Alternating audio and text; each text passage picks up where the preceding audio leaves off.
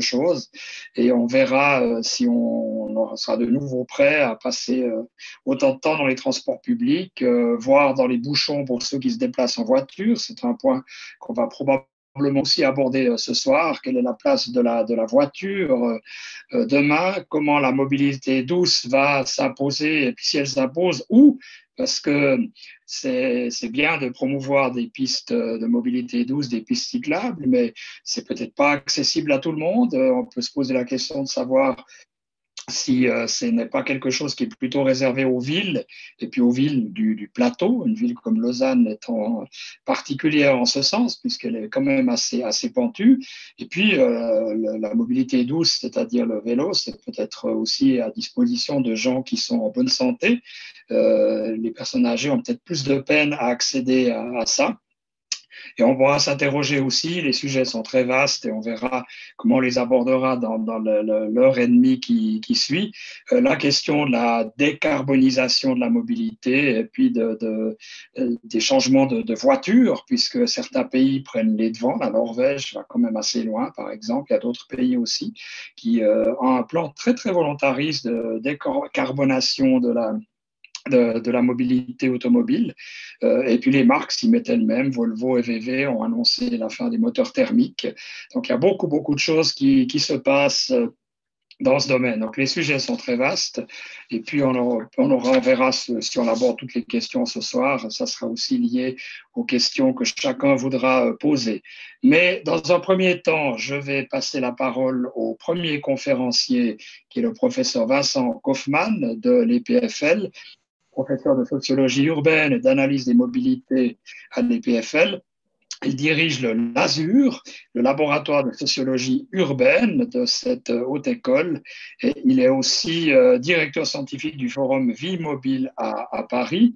Vincent Kaufmann, si vous m'entendez, je vous passe le témoin et je vous donne la parole. Merci Bernard Wüthrich pour cette introduction. Bonjour à tous, chers collègues, cher Christophe, cher Franco, j'ose pas dire cher Anne, on ne se connaît pas suffisamment. Chers collègues de débat, voilà, on nous a un peu donné carte blanche. Je crois que Christophe fera également un exposé introductif. Moi, j'avais envie de repartir des résultats d'une recherche récente que nous avons menée au LASUR, parce que je pense qu'elle permet de poser un certain nombre d'enjeux, et puis elle permet aussi de parler un petit peu de la période du Covid. Donc, ce que je vous propose, c'est de partager mon écran. Voilà. Et d'enchaîner sur cet exposé. Est-ce que vous voyez ma présentation? Oui, ça a l'air. Bien. Alors, oui, avec cette présentation, ce titre sous forme de question, est-ce que finalement, on va vers une transition des mobilités? Alors, bon, comme enseignant en analyse de la mobilité à l'EPFL, je trouve la situation actuelle extrêmement intéressante, en fait, au-delà du fait qu'elle est évidemment tragique, parce que elle est tragique par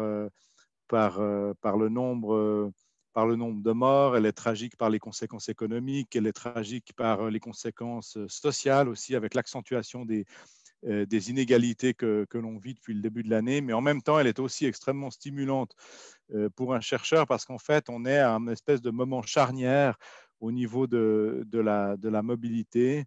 Le Covid, la situation que l'on vit actuellement, en fait, amplifie un certain nombre de tendances que l'on repérait déjà avant, parfois de façon un petit peu timide dans les évolutions récentes de la mobilité. Et là, tout d'un coup, elle se révèle de façon beaucoup plus massive. Alors, Bernard Wüthrich parlait de l'usage du vélo, qui effectivement a considérablement augmenté durant ces derniers mois. C'est une tendance on sentait déjà ce frémissement du vélo auparavant. De la même manière, pour le télétravail, la croissance lente du télétravail existait auparavant, et là, la situation actuelle l'a sinon généralisé, ou en tout cas lui a donné un coup d'accélérateur extrêmement puissant.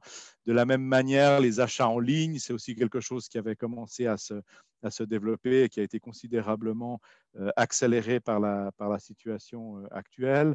La tendance à l'augmentation de la marche dans la mobilité quotidienne, dans les villes, c'est aussi quelque chose peut-être dont on parle peu. On parle beaucoup du vélo, en fait, hein, mais peu de la marche. Et moi, je trouve que c'est dommage, parce que la marche, dans un certain nombre de villes suisses, c'est le moyen de transport principal, enfin, disons oui, le moyen de transport principal de la vie quotidienne, en ce sens que c'est celui qui est le plus pratiqué.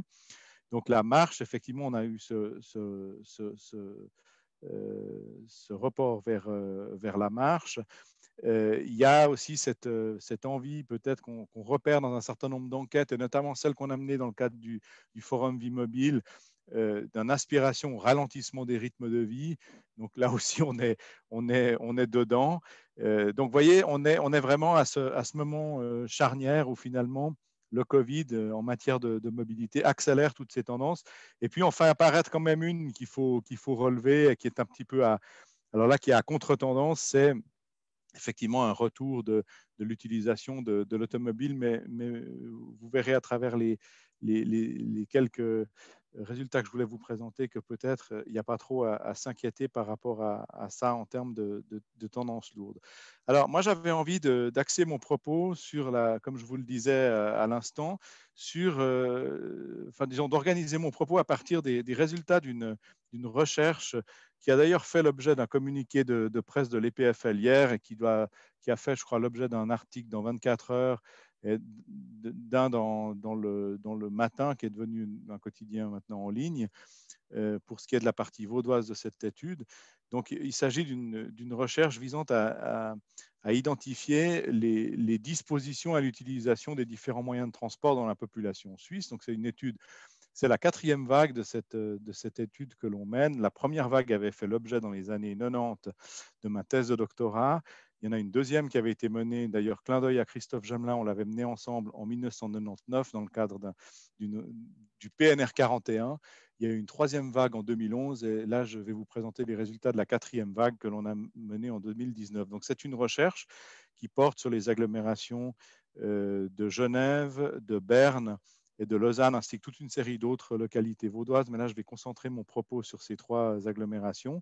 Et donc, comme on a mené ces enquêtes de façon régulière depuis les années 90, on est en mesure de pouvoir mesurer les évolutions de ce que les gens ont dans la tête quand ils utilisent les moyens de transport. Et là, je vous ai mis d'emblée, on ne va pas faire du grand suspense ce soir, je vous ai mis d'emblée les principaux résultats sur lesquels on est arrivé.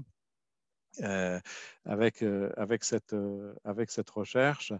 Et puis, bon, vous les avez sous les yeux. Donc, on est aujourd'hui en Suisse romande et à Berne, pratiquement, il n'y a plus personne qui n'utilise que l'automobile dans sa vie quotidienne. Toute la population active, donc, j'ai mis population active parce qu'on a travaillé sur un échantillon représentatif de la population active, utilise plusieurs moyens de transport dans sa vie quotidienne. On a par ailleurs deuxième point, une très large majorité de cette population active qui a des dispositions favorables à l'utilisation d'autres moyens de transport que l'automobile ou le deux roues motorisé. Et ça, si on remonte en arrière, donc ça, c'est les résultats de la dernière vague d'enquête, celle de 2019, on voit que c'est quelque chose qui s'est passablement accentué au cours des années, depuis le début des années 2010. L'enquête que j'avais menée en 1994, elle montrait à peu près l'inverse, c'est-à-dire qu'on avait une large majorité des actifs qui avaient des dispositions favorables à l'utilisation de l'automobile et défavorables au transport public, à la marche et au vélo. Troisième élément, aussi, qui est aussi un élément de changement, on a la qualité des temps de déplacement qui devient un facteur de choix modal qui devient important. Alors ça, c'est lié à des évolutions. On a tous dans nos poches des smartphones, on se balade avec des ordinateurs portables et toutes sortes d'objets connectés.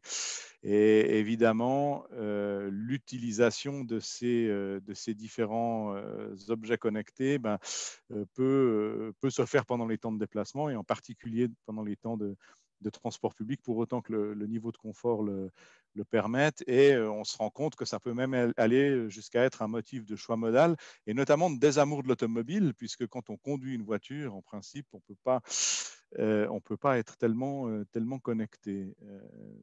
Envoyer des SMS quand on conduit, jusqu'à preuve du contraire, est extrêmement dangereux. Se balader sur Internet est carrément pas possible. Quatrième enseignement de cette recherche, les conditions de stationnement dans les villes-centres. On pourra aussi faire l'exercice pour les PFL, on pourra en parler. Actuellement, favorisent malgré tout l'utilisation de l'automobile. Elle reste extrêmement favorable, en dépit du fait que voilà, on a une population qui est acquise sur le principe à l'utilisation d'autres moyens de transport que la voiture. On ne l'aide pas, cette population, souvent en ayant des conditions de stationnement très favorables. Je vous rappelle quand même que se garer, par exemple, à l'EPFL dans les parkings, ça coûte 2,50 francs par jour. Donc voilà, c'est pas extrêmement dissuasif. Voilà. Et là, bon, évidemment, on n'est pas en centre-ville, mais néanmoins, je pense que ça mérite d'être relevé. C'est peut-être des choses que l'on peut discuter par la suite. Et puis, dernier point, il existe, et ça on l'a vu de façon très, très claire dans nos recherches, il existe un potentiel de report modal spécifique et important de l'automobile vers le vélo et le vélo électrique. Et ça, c'est une des découvertes de cette édition 2019 de notre enquête. C'est-à-dire c'est quelque chose qu'on voyait moins auparavant. C'est-à-dire qu'on s'est toujours imaginé, si on reprend les grandes politiques publiques qui ont été menées en Europe et aussi en Suisse depuis les années 80 qui visaient à favoriser l'utilisation d'autres moyens de transport que la voiture, on s'est souvent imaginé qu'on allait pouvoir prendre par le col les automobilistes et puis les mettre dans des trains ou dans des bus et que c'était ça le grand enjeu. Et en fait, on se rend compte qu'il y a un certain nombre de personnes qui sont pas qui représente pas une part anecdotique de la population actuellement. Peut-être que ça vous parlera, hein, les uns et les autres, qui sont finalement très attachés au caractère individuel du mode de transport. Et vous aurez beaucoup de peine à les mettre dans des transports collectifs. Par contre, ils pourraient entrer en matière sur du vélo électrique ou du vélo, qui sont des moyens de transport individuels. Et donc, il y a sans doute une diversification des politiques de report modal à mener si on veut faire diminuer la part de l'automobile. Il y a un certain nombre de personnes que l'on ne fera pas quitter leur volant en leur proposant des alternatives transport public, mais au contraire en leur offrant des alternatives par d'autres moyens de transport individuels. Donc ça, c'est les principales conclusions de cette recherche qu'on a pu mener. Maintenant, j'aimerais passer un tout petit moment à vous présenter, mais ça peut aller très vite, les 8 types de comportements que l'on a pu identifier dans la population romande. Donc là, vous les avez sous les yeux. Les automobilistes exclusifs, donc des personnes qui utilisent l'automobile par réflexe et qui ont tendance à choisir leur destination de la vie quotidienne en fonction de l'accessibilité par ce moyen de transport, des prédisposés au mode individuel motorisé, qui ont une préférence pour les transports individuels motorisés, mais qui utilisent malgré tout d'autres moyens de transport lorsque les conditions d'utilisation de la voiture ou de la moto sont défavorables, par exemple lorsque les conditions de circulation sont difficiles ou les conditions de stationnement. Des comparateurs d'efficacité, troisième type, c'est-à-dire des personnes qui n'ont pas de préférence particulière à l'égard de moyens de transport, mais qui sont à la recherche d'efficacité, c'est-à-dire de pouvoir se déplacer rapidement du point A au point B. Et donc, ils vont choisir ou retenir le moyen de transport le plus rapide. Évidemment, dans l'efficacité, il y a aussi la question du prix. Hein, c'est une efficacité prix-temps. Hein, donc, il y a aussi cette question du coût qui entre en compte dans les comparateurs d'efficacité. Les comparateurs de confort, dont je vous ai parlé en introduction, qui privilégient les modes les plus confortables, notamment pour pouvoir utiliser leur temps de déplacement pour faire autre chose. Donc là, le fait de ne pas être actif, de ne pas devoir conduire, que ce soit conduire un vélo, conduire une voiture ou conduire une moto, est un élément qui est décisif. On a des prédisposés au mode individuel, donc ces personnes dont je vous parlais aussi à l'instant, qui finalement vont préférer utiliser des moyens de transport individuels et seront peu attirés par les moyens de transport collectifs.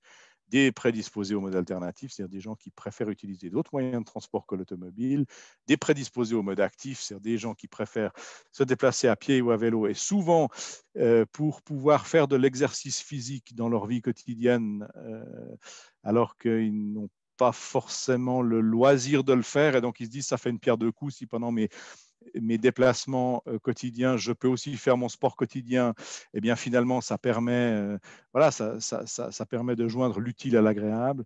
Et puis enfin, des environnementalistes et des gens qui ont des convictions environnementales fortes et qui souhaitent avant tout être cohérentes avec cette valeur dont ils sont porteurs. Alors, si on passe tout de suite à la répartition de ces types, là, vous avez la répartition pour les enquêtés canton de Vaud. Là, je vous montre la distribution en fonction du genre. Vous voyez que les automobilistes exclusifs ne représentent plus que 4%, que les prédisposés au transport individuel motorisé, la deuxième colonne, sont aussi assez marginaux.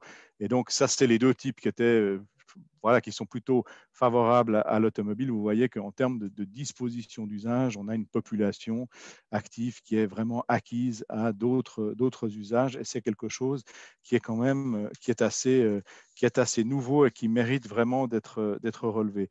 Je relève aussi que là, je vous ai montré le graphique pour le canton de Vaud, mais on retrouve les mêmes tendances à Berne et on retrouve les mêmes tendances à Genève, y compris dans la partie française du Grand Genève, puisque l'enquête, on l'a menée dans tout le bassin franco-valdo-genevois pour cette édition 2019.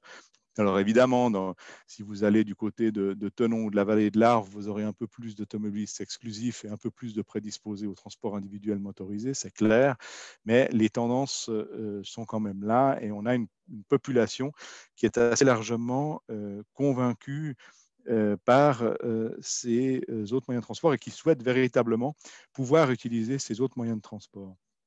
Les récentes votations qu'on a connues à Genève sur ces questions, il n'y a pas eu que des votations, il y a eu des récentes décisions et votations, je pense, illustrent un peu ce phénomène. C'est-à-dire que finalement, l'urbanisme tactique des pistes cyclables a certes suscité quelques mécontentements de motards, mais fondamentalement, il est apparu que ces mesures sont bien acceptées. De la même manière, la réduction du stationnement en centre-ville a aussi été acceptée en votation populaire cet automne par une majorité assez confortable du peuple genevois.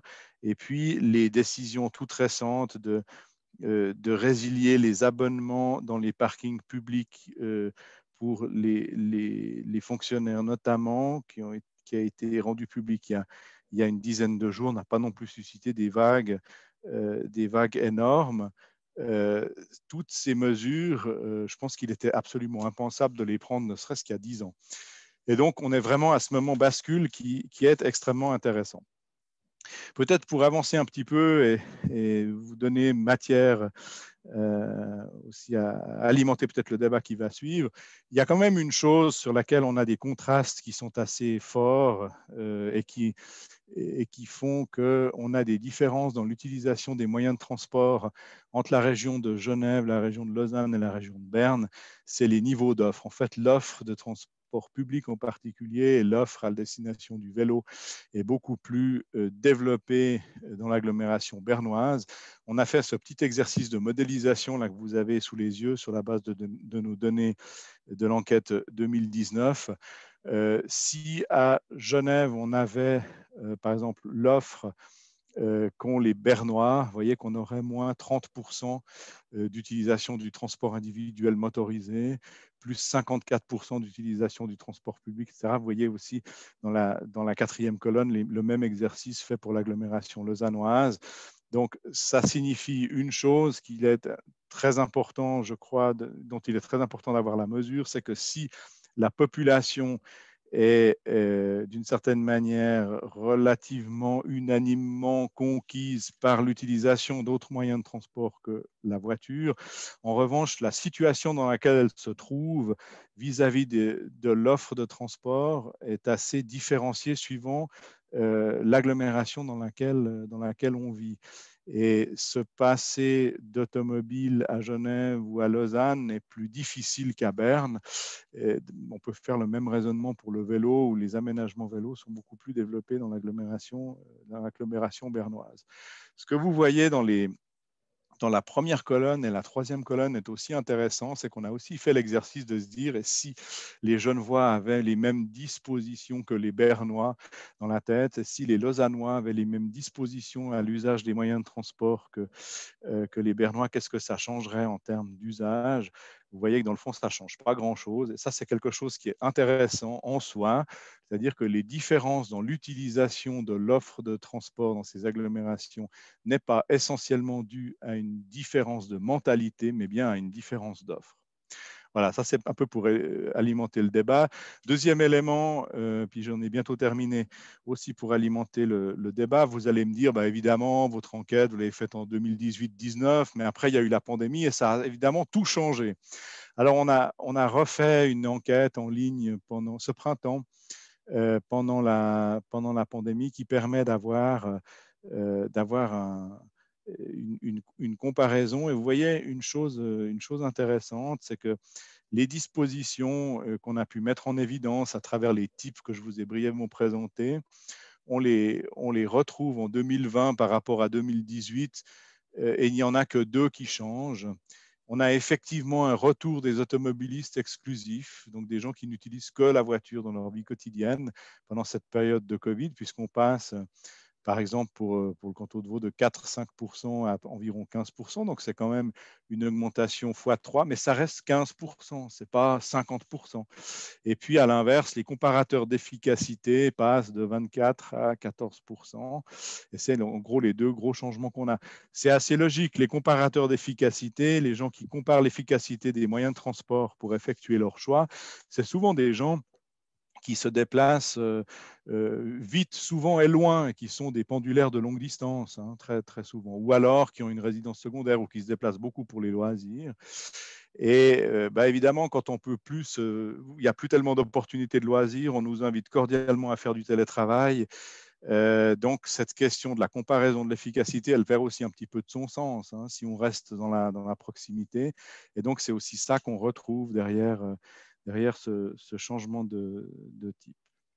Voilà peut-être donc cet élément sur l'évolution pendant la pandémie. Puis je voulais terminer avec peut-être un point sur la réversibilité, qui permet peut-être de parler un peu de l'avenir. Ce qu'on peut se dire, bah, finalement, qu'est-ce qui va ressortir de tout ça? Bon, on est dans un contexte où on est un peu contraint de toute façon à la transition écologique dans le domaine de la mobilité, ou ce qu'on pourrait appeler la transition mobilitaire. Voilà, il y a le canton de Genève a par exemple déclaré l'urgence climatique fin 2019. Je crois que ça a été adopté par le Grand Conseil.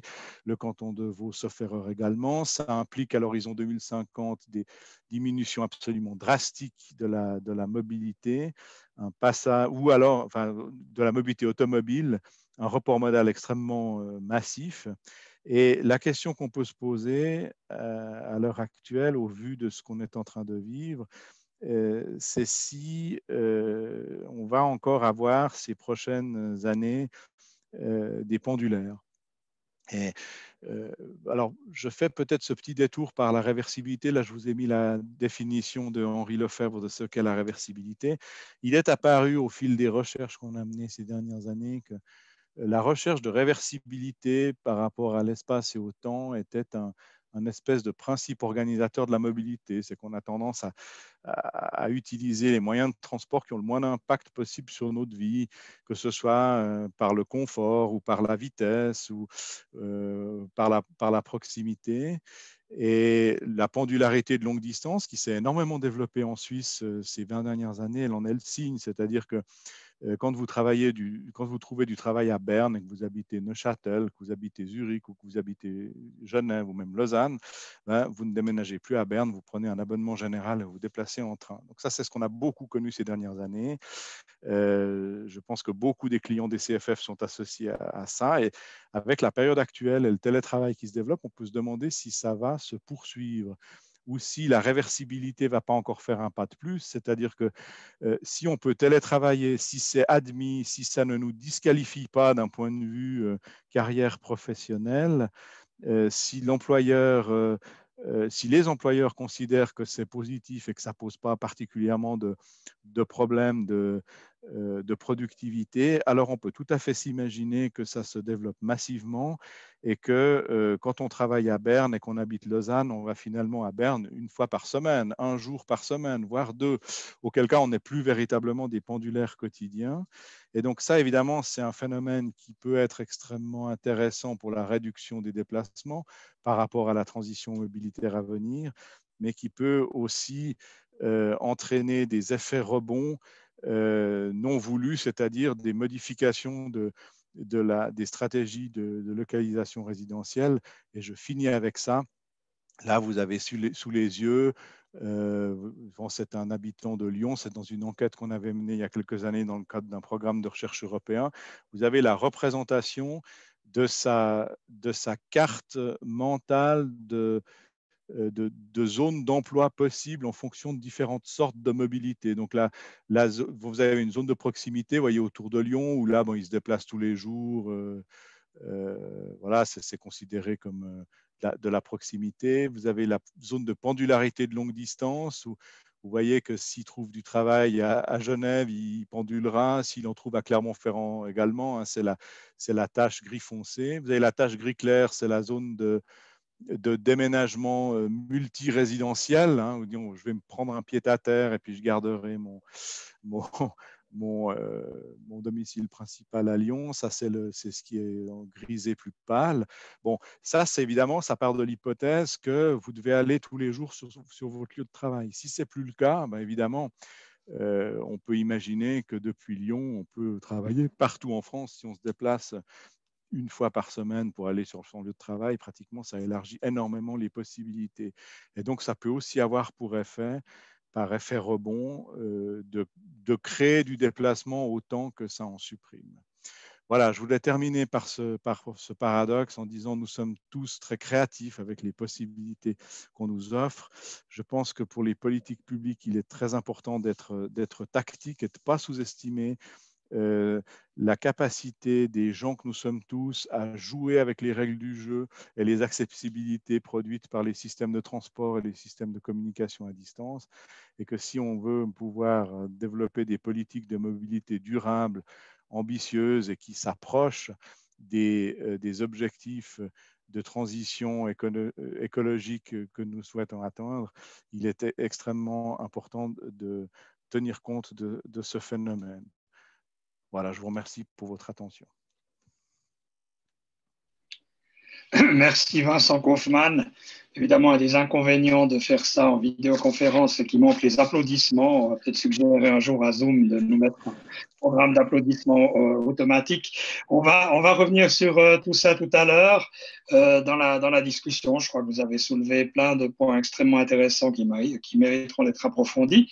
Mais avant ça, je vais passer la parole au deuxième orateur de la soirée, qui est Christophe Gemelin. Christophe Gemelin est membre de la direction des transports publics lausannois, les TL, où il est responsable du développement de l'offre. Il a un doctorat à l'EPFL, sauf erreur, vous me corrigerez si je me trompe, dans la qualité des transports publics urbains en France et en Suisse. Et il est aussi co-auteur, dans une vie antérieure, de l'Atlas des mutations spatiales.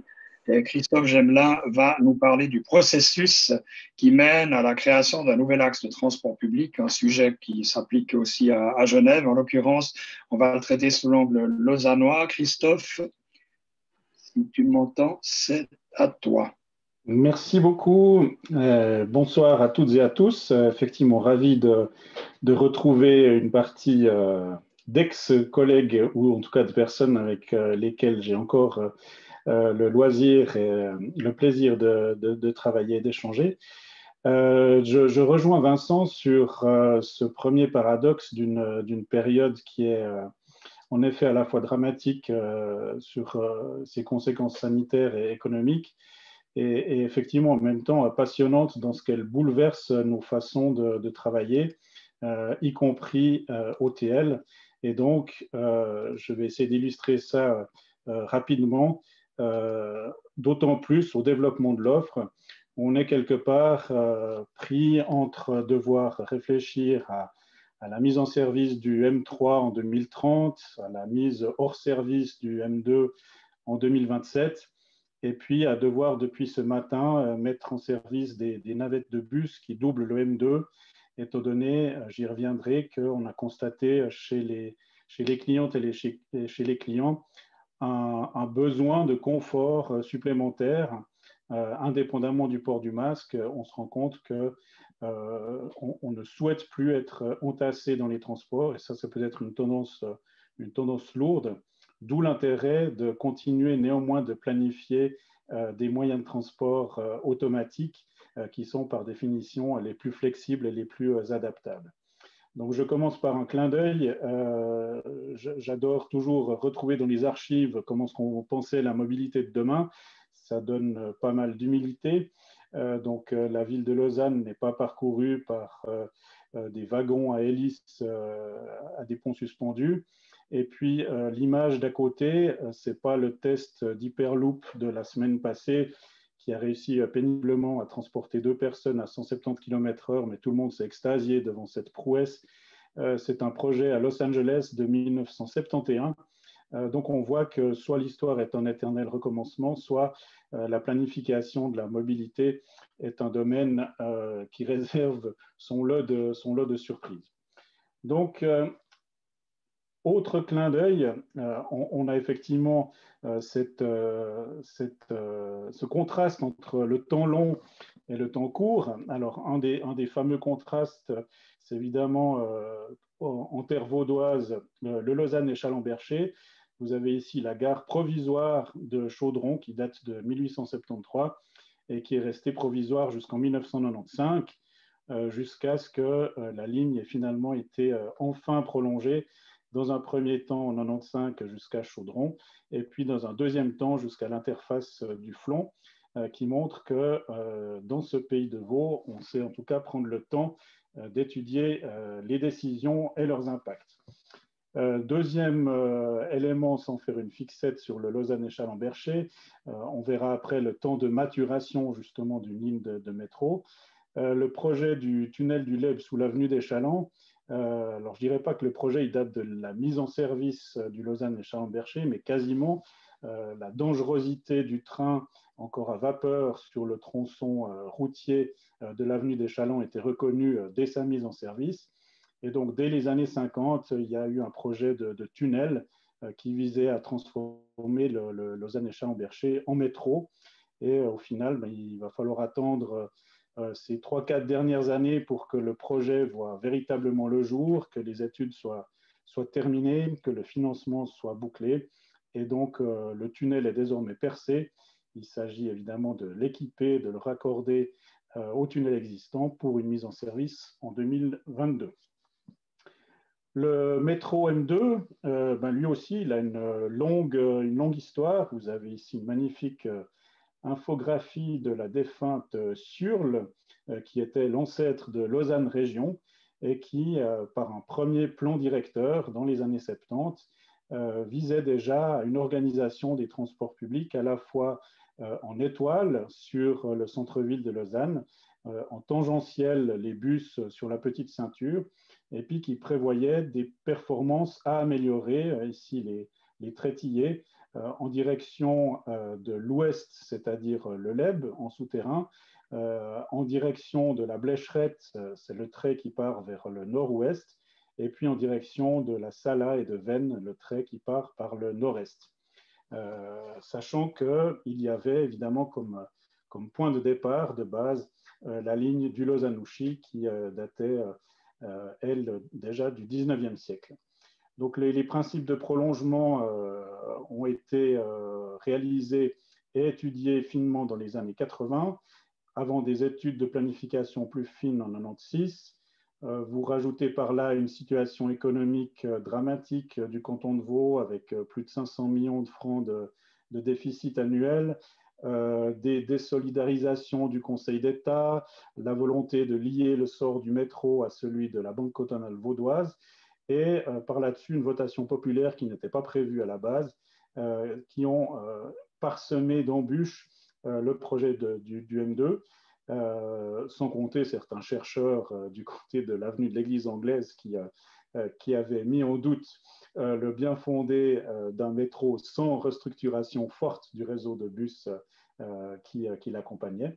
Et donc finalement, début des travaux en 2004, inauguration en 2008. Donc là aussi, on est sur du temps long.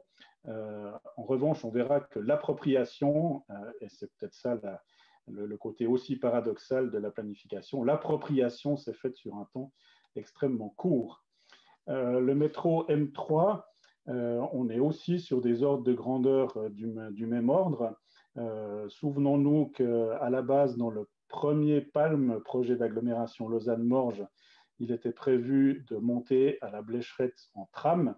Et c'est au fur et à mesure des études, malgré le fait que la Confédération avait déjà accepté le cofinancement d'un tram, qu'on s'est rendu compte que les performances ne seraient pas à la hauteur de ce nouveau moyen de transport, notamment pour des raisons liées à la pente, et donc un tracé qui serait passablement sinueux et pas de nature à desservir de façon forte le nouveau territoire des Plaines du Loup, où, si vous êtes repassé récemment dans le quartier, vous avez vu que désormais, les pelles mécaniques et les grues sont en place avec l'arrivée des nouveaux habitants dès 2022.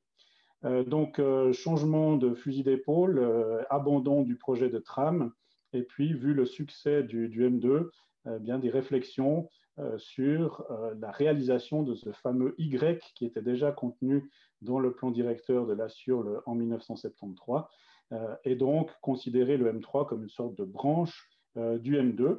Donc, suite à une série d'obtentions de financements cantonaux pour les études et de principes de financement fédéral pour la construction, les études sont terminées pour le tronçon entre la gare CFF et le Flon, qui va donc doubler le M2 existant.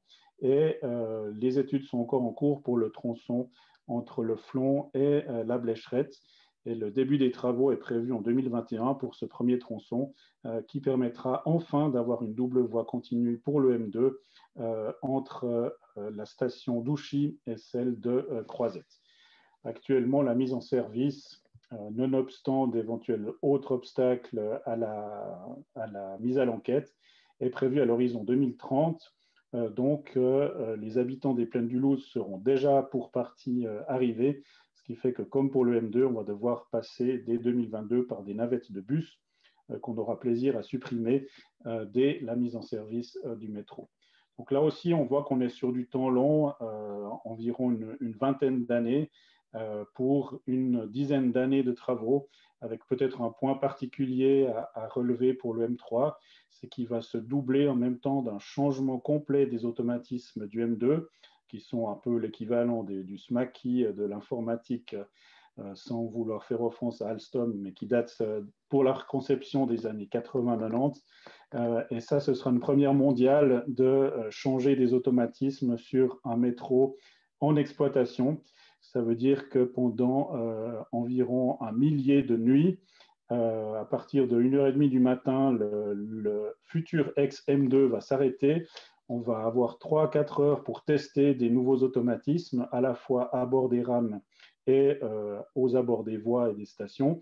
Et puis, 4 heures plus tard, rebasculer sur les anciens automatismes jusqu'à ce que tous les tests soient terminés et qu'on puisse basculer entièrement sur les nouveaux automatismes qui permettront de gérer des dizaines de rames de métro et qui permettront de descendre à une cadence de l'ordre de 90 secondes au lieu de 2 minutes 10 pour la meilleure cadence qu'on peut obtenir actuellement.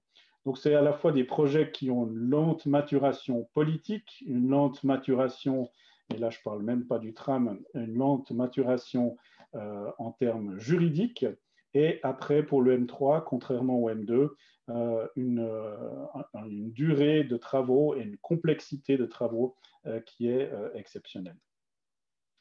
Alors, ce que je mentionnais en introduction, c'est que le temps est long pour la planification, mais les résultats sont plutôt rapides dans l'appropriation. Donc là, on a vraisemblablement une partie de comparateur d'efficacité et de confort qui a été rapidement conquise. Là aussi, si on se souvient, à part certains professeurs de l'EPFL qui jugeaient totalement inadapté un projet de métro sur une aussi petite ville, eh bien, les prévisions optimistes prévoyaient qu'on aurait 25 millions sur le métro au bout d'une dizaine d'années. Alors, chance ou manque de chance, on les a dépassés déjà après 2 ans et demi d'exploitation. Chance parce que ça montre bien, et là aussi je rejoins les propos de Vincent, c'est que c'est essentiellement l'offre et la qualité de son offre, de cette offre et sa perception qui sont un levier majeur pour l'appropriation. Et le problème, ben, c'est qu'on n'avait pas prévu que ça grimpe aussi vite.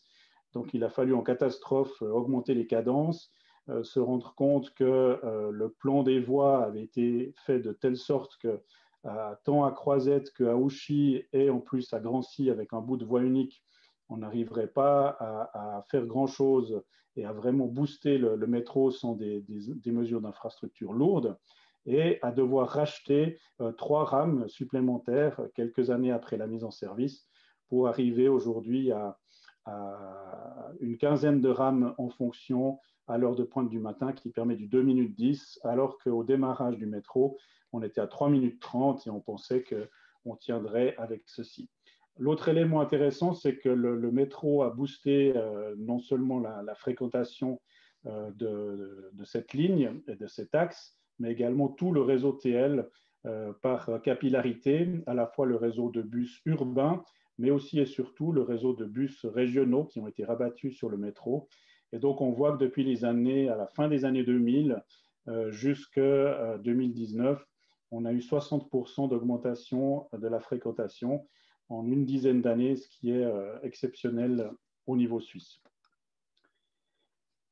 Alors ce temps long, il se base aussi sur un autre temps long qui est celui de la planification urbaine et de l'aménagement du territoire. Donc je me souviens de mes études à l'UNIL puis à l'EPFL où on nous rebattait les oreilles de la fameuse coordination urbanisme-transport. Eh bien celle-ci est enfin devenue réalité après l'avoir étudiée plus dans les livres que dans la pratique dans les années 80-90, avec ici en jaune les différents pôles de développement urbain, à la fois en termes d'habitants et d'emplois. Et on voit bien que le premier projet d'agglomération Lausanne-Morges de 2007 a construit un principe de réseau, en rose les métros, en vert les trams et les bus à haut niveau de service, qui permettent d'articuler la création de ces nouveaux quartiers, de ces nouvelles zones, sur des transports publics performants, fiables et rapides. Donc, entre guillemets, ensuite, il n'y a plus qu'à dérouler, c'est-à-dire à suivre de façon très précise les mises à l'enquête, les changements d'affectation de ces différentes zones, les premiers bâtiments qui arrivent, l'arrivée des habitants, et puis de coller au mieux avec ce calendrier urbain. Et donc, je terminerai sur cette partie développement long avant de venir rapidement qu'est-ce qui nous arrive maintenant. Sur ce développement long, ben, c'est effectivement des nouveaux morceaux de ville qui vont apparaître. Vous avez ici sur la gauche, c'est évidemment pas la forme exacte des bâtiments, mais pour se rendre compte, sur le site du futur ex-stade olympique de la Pontaise, jusqu'au futur ex-service des automobiles et de la navigation, avec potentiellement une tour, un nouveau quartier de 12 000 habitants et emplois, qui donc est en train de sortir de terre ces prochains jours pour une durée de réalisation d'environ une dizaine d'années. Et puis l'arrivée du M3, vous l'avez vu aussi dans la presse récemment, sera enfin l'occasion d'une réflexion très large sur les interfaces et ne pas considérer simplement le métro comme quelque chose qu'on met sous le tapis avec une petite émergence, mais au contraire traiter cette émergence comme la possibilité de repenser complètement des quartiers urbains, notamment la place Chaudron, par exemple, qui est vraiment une sorte d'autoroute avec trémies en plein air et qui va être vraiment la porte d'entrée de l'Ouest avec les bus à haut niveau de service qui donneront une correspondance avec le M3 qui permettra à un habitant de Prilly, en une dizaine de minutes d'arriver en bus à haut niveau de service à Chaudron, de prendre le M3 et en 2 stations de se trouver à la gare CFF de Lausanne. Donc il va complètement bouleversé même l'accessibilité à la vallée du Flon, avec quelque part cette problématique de passer du Grand Pont et de Bel Air au Flon, qui va disparaître avec l'arrivée du M3 à Chaudron. Et puis, évidemment, la place de l'Europe, une fois de plus, elle aussi, sera bouleversée. Elle a été bouleversée une première fois avec l'arrivée du LEB, une deuxième avec l'arrivée du M2, une troisième avec l'arrivée du tram en 2025-26 et une quatrième avec l'arrivée du M3. Et donc, ce sera l'occasion de repenser entièrement ce morceau de ville. Donc, qu'est-ce qui nous arrive maintenant? Alors ici, vous avez la fréquentation du M2 qui ressemble un peu à une courbe de fièvre. Vous avez en bleu foncé la fréquentation 2020 et en bleu clair la fréquentation 2019. C'est par semaine, donc c'est les numéros de semaine en bas, et c'est la moyenne journalière par semaine. Donc, chaque semaine, chaque jour de semaine, le métro transporte entre 100 et 120 000 personnes avec alors ce ne sera pas le cas cette année, mais en général, le Black Friday, c'est le record absolu, avec entre 130 et 140 000 personnes transportées en un vendredi, qui est notre record jusqu'à présent. Vous voyez que l'année avait très bien commencé avec un pic plus élevé qu'en 2019. Ça, c'est le pic des Jeux Olympiques de la jeunesse, où pendant deux semaines complètes, la ville de Lausanne était en fête et on a gagné à peu près 30 à 40% de fréquentation sur l'entier du réseau TL. Et puis après, une chute vertigineuse dès la mi-mars, où on était à peu près à 90% de perte du trafic, à la fois sur le métro et aussi sur les bus. Et puis une remontée qui s'est faite très progressivement, mais très régulièrement, où c'est à la rentrée de septembre, on était de l'ordre de 80 à 90% du trafic qu'on avait retrouvé, notamment sur le réseau régional qui, lui, s'est bien maintenu, et puis sur le réseau des bus également. Et puis la dernière coupure, qui est la résultante des mesures qui ont été prises récemment, notamment avec la fermeture des bars et des restaurants. Mais on voit que la chute a été beaucoup moins spectaculaire qu'au printemps, étant donné que même si les étudiants ne sont pas revenus sur site, les écoles, elles, sont restées ouvertes. Donc, qu'est-ce que ça nous donne comme information? D'une part, on a ce paradoxe qu'on doit continuer à fournir un service pour toute une série de catégories de la population, notamment le personnel soignant, et puis que les habitudes sont en train de changer. Si je reviens ici, un élément vraiment intéressant, c'est que la reprise du trafic a été plus forte et plus rapide les week-ends que la semaine. Donc, l'utilisation des transports publics pour la mobilité de loisirs, qui est pour l'instant quelque chose qui est souvent vu comme un sous-marin. On pense justement aux heures de pointe du matin, aux personnes serrées dans le métro, mais à peu près un tiers seulement de nos clients nous utilisent exclusivement pour des déplacements domicile-travail. Donc la majorité de nos clientes et clients se déplacent sur les TL pour des motifs autres que le travail ou en combinaison avec le travail. Et puis, deuxième élément extrêmement intéressant qu'on a pu constater grâce au M2, qui est notre thermomètre instantané, grâce au compteur automatique et aux caméras qu'on a au-dessus des portes palières. Chaque lendemain matin, on a le nombre de personnes qui ont voyagé dans le M2 minute par minute. On a constaté un autre phénomène intéressant pendant le printemps, c'est la disparition des heures de pointe. Il y avait un télétravail nettement plus généralisé qu'actuellement. Et la fréquentation était presque continue et relativement importante de midi à 18 heures environ. Ça peut s'expliquer par le fait que justement en télétravail, on peut mener des activités, aller chez le médecin, aller faire ses courses sans avoir le besoin de les caler après le travail et donc de surcharger le réseau entre 17h et 18h. Et ce phénomène est extrêmement intéressant. On avait postulé dans notre vision 2025, qui date déjà de 2014, de passer presque sur toutes les lignes aux mêmes cadences, que ce soit l'heure de pointe ou l'heure creuse, étant donné que les heures creuses l'étaient de moins en moins et qu'on voulait être dans cette logique d'augmentation d'offres pour augmenter l'attractivité. Donc ça nous a conforté dans cette optique-là. Et un effet immédiat, c'est que pour 2021, on avait prévu des augmentations de cadence aux heures de pointe, on y a renoncé. Et en fait, on va augmenter l'offre le dimanche avec toute une série de lignes à 10 minutes. Et puis, toute une série de lignes sur l'ouest, on va passer à 15 minutes toute la journée au lieu de 20 à 30 minutes. Donc, ça nous a permis de modifier notre planification à très court terme. Et puis, je terminerai par 3 enjeux qui nous semblent majeurs à prendre en compte pour appréhender cette mobilité pendant le Covid et post-Covid. D'une part, c'est l'intermodalité. Je rejoins aussi ce que disait Vincent. On constate un attrait beaucoup plus fort pour le vélo, mais en termes de chiffres absolus, et même sans parler de part modale, ça reste quand même pour l'instant marginal à Lausanne. Mais on souhaite tester des nouvelles formules. Donc cet été, pendant 3 mois, on a testé un abonnement vélo pour 1 franc de plus que l'abonnement transport public. Et on est en train de récolter les résultats, de faire une série d'analyses pour voir si c'est quelque chose qui doit être encouragé. Pour rien vous cacher, pour l'instant, c'était plutôt l'inverse comme politique en disant le vélo, ça prend de la place, de plusieurs personnes. Les vélos sont mieux hors des bus que dans les bus.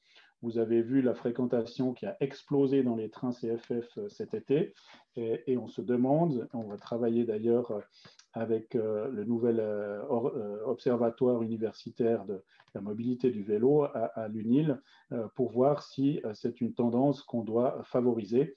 L'autre tendance étant de développer à ce moment plutôt des abris pour les vélos sécurisés de telle sorte que les personnes puissent ensuite emprunter les transports publics. Le deuxième enjeu que j'ai mentionné déjà, c'est le confort. Donc là, vous voyez ces navettes qu'on a mis en place pour le CHUV. Ça peut sembler un peu curieux d'avoir un outil aussi performant que le M2 et puis de le doubler par des bus. Alors, il faut savoir qu'avant le port du masque obligatoire, au printemps, à partir de 30 personnes dans une rame de 230, on considérait que le M2 était plein, étant donné qu'il fallait respecter la distance sociale. Et actuellement, on considère qu'à partir d'une 90aine de personnes au lieu de 230, on a déjà des retours clients négatifs qui disent qu'ils sont les uns sur les autres et qu'ils n'apprécient pas. On a également le problème que cette fois, les heures de pointe sont réapparues, notamment celles entre 7h et 8h du matin, avec des files qui se créent à la gare de Lausanne.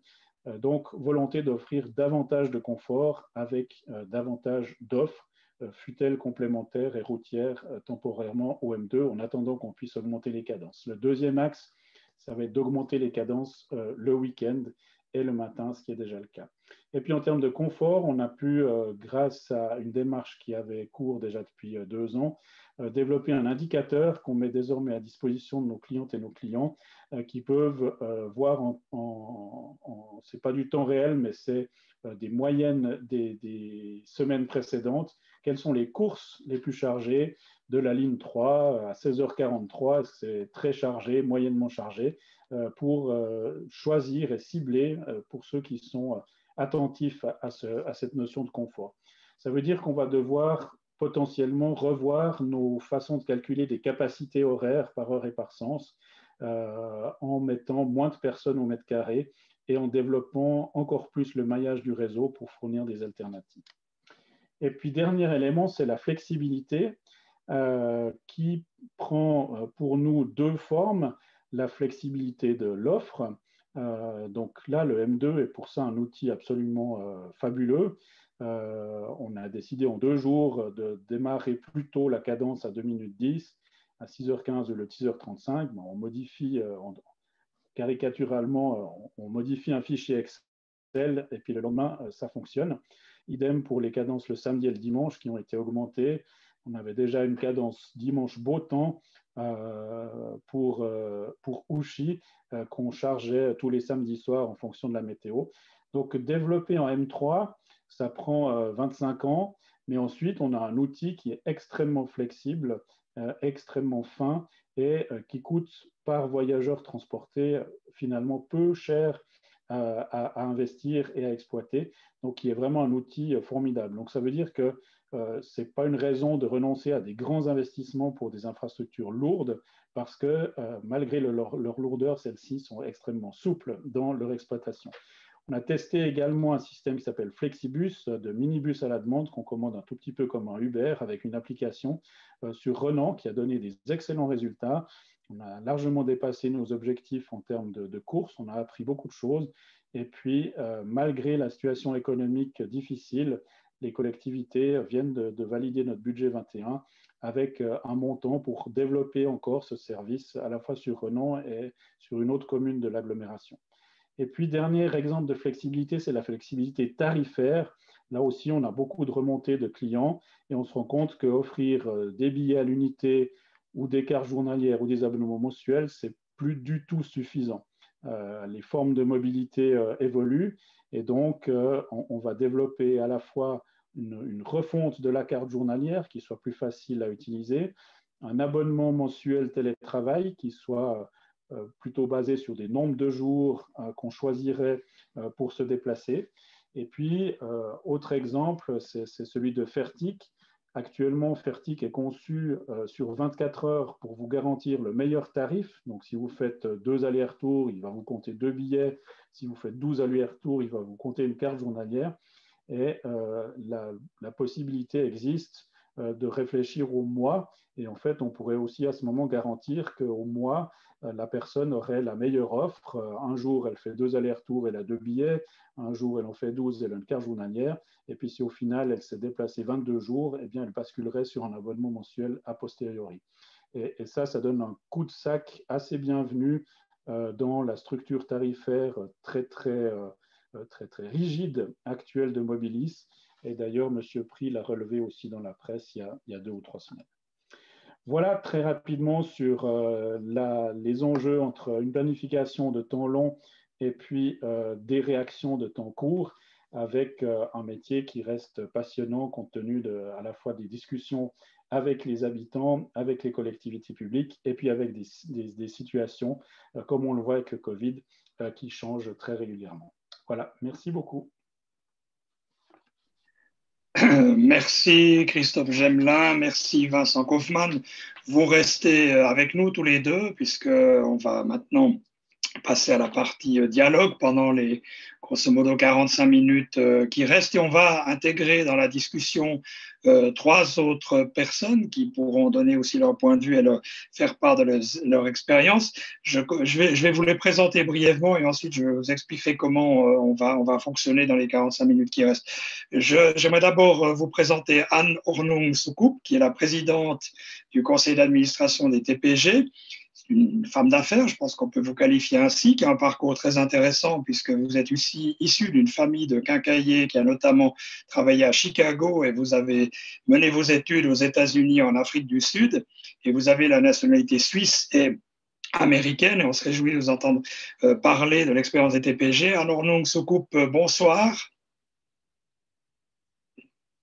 C'est juste pour vous présenter, est-ce que vous êtes là? Voilà, j'ai enlevé le mute. Merci beaucoup, merci de m'avoir invité. Je suis ravie de faire partie de ce panel. Voilà, on aura l'occasion de revenir tout à l'heure. J'aimerais saluer aussi et vous présenter Rebecca Dougou, qui est la présidente de la communauté tarifaire Uniréseau, qui est consultante indépendante chez Cap Mobilité et Transport et qui a un diplôme d'études approfondies en économie des transports à l'Université de Lyon. Rebecca Dougou, bonsoir. Bonsoir, merci de m'avoir invité et bonjour à tout le monde. J'accueille encore Franco Tuffo, directeur du CITEC Group, chargé de cours à la HES et ingénieur spécialisé dans la mobilité urbaine. Franco Tuffo, bonsoir. Franco Tuffo.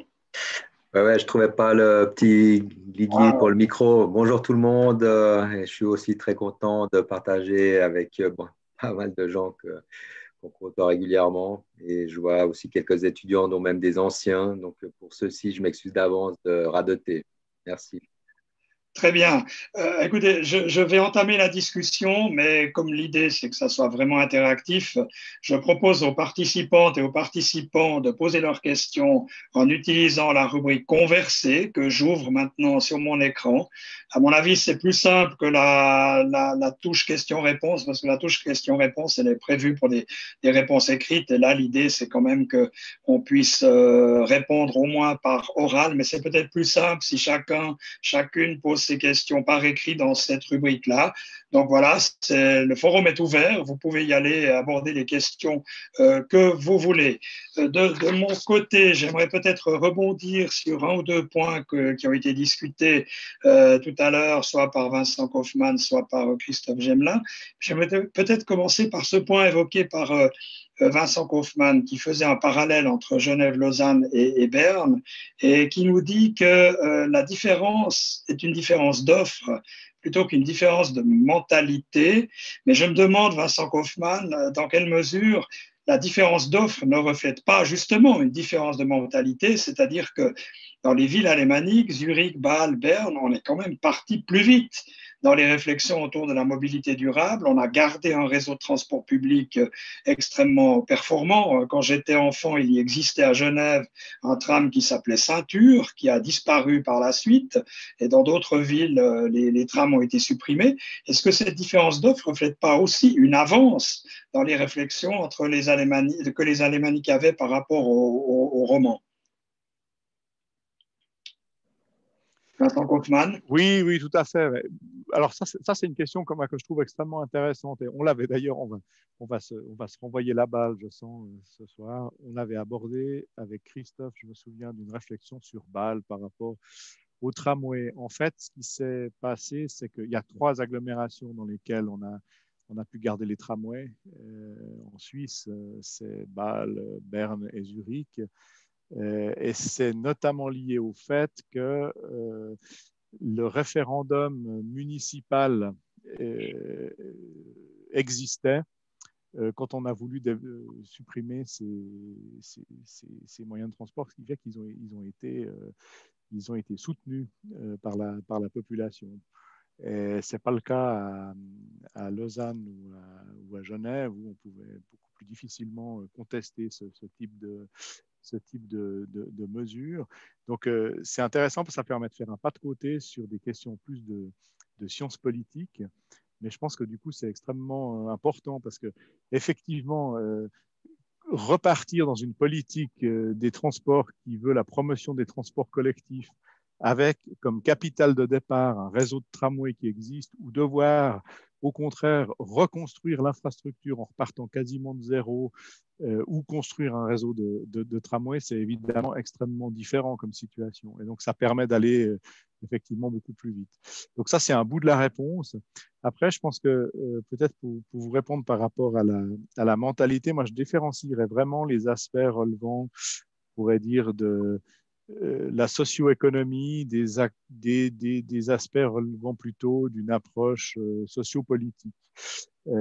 Au niveau socio-économique, au niveau des comportements, de la rationalité à l'égard d'une offre, du rapport à l'offre, c'est ce que je vous montrais tout à l'heure. Les Genevois, les Vaudois, les Lausannois et les Bernois sont assez similaires. Par contre, effectivement, dans leur rapport aux politiques et en particulier aux instruments de la démocratie directe, là, il y a des différences. Et je pense que c'est aussi en partie avec ces différences qu'on peut expliquer effectivement les politiques différentes qui ont été menées. Franck Tufo, quel regard vous portez précisément, vous êtes spécialisé dans la mobilité urbaine, sur ce que vient de dire Vincent Kaufmann, c'est-à-dire que c'est plus facile de construire cette mobilité durable là où on a maintenu une offre de transport public, notamment des trams, que dans des villes où on les a démantelées? Bon, malheureusement, vous n'allez pas avoir beaucoup d'opposition entre les personnes autour de la table. Hein. Vous les avez mal choisis, on va être d'accord pratiquement tout le temps. Moi, j'ajoute simplement ce qui est assez intéressant, c'est que malgré la différenciation de systèmes politiques qu'on a entre la France et la Suisse, qui sont quand même très, très importants, on a plutôt copié les Français. Les Italiens ont copié, le Tessin a un peu fait ce que les Italiens ont fait, et les Suisses allemands ont fait un peu ce que les Allemands ont fait. Cet héritage-là, un peu, qui a eu tendance pendant longtemps à être considéré comme étant une différence de mentalité. Je ne sais pas si c'est une différence de mentalité ou c'était la pensée dominante du moment. Genève a démonté parce que la pensée dominante du moment, c'était que le transport public moderne était sur pneus, il était plus efficace, moins cher, il s'adaptait vite. Et donc, c'est pour ça qu'on les a démontés. Dans les années 80, Genève a recommencé à planifier, réaliser à partir des années 90. Donc, au niveau suisse, Genève est parti assez fort hein, au niveau réalisation par rapport à d'autres cantons. Hein. Vaud, avec le métro, est le seul à être parti sur l'infrastructure métro, Genève ayant renoncé à un moment donné. Donc, bien sûr que si vous avez une base, vous allez pouvoir partir plus vite, enfin être plus rapidement concurrentiel par rapport à d'autres villes. Donc, la Suisse allemande bénéficie d'un atout majeur aujourd'hui que toutes les autres villes essaient de rattraper. Je ne suis pas certain que l'aspect culturel il soit si fort. Il y a par rapport au vélo aussi. Si vous observez ce qui s'est passé dans les pays du Nord, la courbe d'utilisation du vélo a chuté, pareil à Amsterdam, Copenhague, comme elle avait chuté en France ou en Suisse. La différence, c'est qu'à un moment donné, il y a une politique publique qui a dit on ne va pas continuer comme ça, il faut qu'on fasse quelque chose. Et ils ont eu une politique d'offre par rapport au réseau cyclable qui a conduit un certain nombre d'usagers à préférer le vélo plutôt que la voiture pour certains types de déplacements. Et aujourd'hui, les collectivités européennes dans leur ensemble font pareil. Il y a une grande prise de conscience sur l'intérêt du vélo comme faisant partie d'une alternative crédible à la voiture, en tout cas pour dans les distances relativement courtes. Et le vélo électrique commence à changer un petit peu cette perception. On voit qu'on peut même aller un peu plus loin. Merci. Anne Orlung-Soucoupe, je m'adresse à vous maintenant. On a parfois l'impression que Genève est quand même un cas un peu plus difficile, c'est-à-dire qu'il y a quand même encore beaucoup de voitures en surface, qu'elles soient stationnées ou qu'elles circulent. En plus, il y a des particularités genevoises quasiment uniques, c'est-à-dire que les tarifs des TPG peuvent être combattus par référendum populaire. Est-ce que vous avez l'impression d'avoir une tâche plus difficile que vos collègues qui sont dans d'autres villes ? Non, je n'ai pas cette impression. Je pense que vraiment tout ce qu'on vient de dire, c'est absolument vrai. Une chose qui m'a frappée quand j'ai pris ce poste, c'est qu'on disait il y a quelques années que la fréquentation des transports publics sur Genève était mature. C'est-à-dire qu'on est arrivé au point où les gens qui voulaient prendre les transports publics, ils le prenaient et les autres, ils allaient rester dans leur voiture. On voit que c'est complètement faux. Quand j'entends les chiffres de Berne, de Zurich, où ils sont à plus de 30% en transport collectif en agglomération, et à Genève, ça dépend comment on mesure, mais on est à 20 ou 20 et quelques pourcents. On a besoin d'augmenter la fréquentation des TPG de 50% juste pour atteindre le niveau d'autres villes. Donc, ce n'est pas du tout mature. J'allais rebondir sur quelque chose que Vincent Kaufmann a dit, qui est que ça dépend de l'offre. Et en fait, à Genève, moi, je dirais que l'offre dépend de l'infrastructure. Et trop longtemps, à Genève, on est resté avec l'idée qu'il fallait un système équilibré, donc les bus, les trams, mais en plus, il fallait laisser la place pour les voitures. On voit que ce n'est pas possible. Si un bus est coincé dans un bouchon avec les voitures, pourquoi on sortirait de la voiture? Donc, il faut une infrastructure, ça vient sur Genève, ça vient, donc c'est vraiment très réjouissant. Il y a une infrastructure de site propre pour les bus, les trams sont très efficaces, l'infrastructure est totalement essentielle et on voit ça surtout, l'infrastructure appelle l'offre, appelle la demande, appelle la fréquentation. On le voit avec la voie verte sur Genève où on a construit une vraie voie piste cyclable et que c'était un énorme succès dès le début, un peu comme le M2 sur Lausanne. C'était vraiment un grand succès. Donc, pour trop longtemps sur Genève, que ce soit culturel, mentalité ou domination des voitures, on a vraiment favorisé les voitures. Je donnerai juste encore un exemple, parce que Vincent Kaufmann a parlé du stationnement et de l'attrait du stationnement dans les villes ou à Genève. Il y a un côté fédéral. Vous savez qu'une amende de stationnement pour une voiture, c'est 40 francs. Donc, c'est vraiment pas cher. Une amende, si on ne paie pas son billet dans un bus, c'est 100 francs. C'est aussi fédéral. Si on veut encourager le transport collectif et décourager les voitures, ce n'est pas comme ça qu'on devrait prendre. Donc, il y a énormément de choses encore à faire. pas seulement à Genève, mais aussi sur un plan fédéral. Mais moi, je suis très encouragée par ce qui se passe aujourd'hui. Donc, je ne suis pas du tout découragée par les spécificités de Genève. J'aimerais poser la même question à Rebecca Dougou, puisque vous travaillez aussi sur la communauté tarifaire Uniréseau à Genève. Vous faites la même analyse qu'Anne Ornung-Soukup, ou bien vous voyez quelques problèmes avec ces voitures dont on a parfois de la peine à se débarrasser à Genève?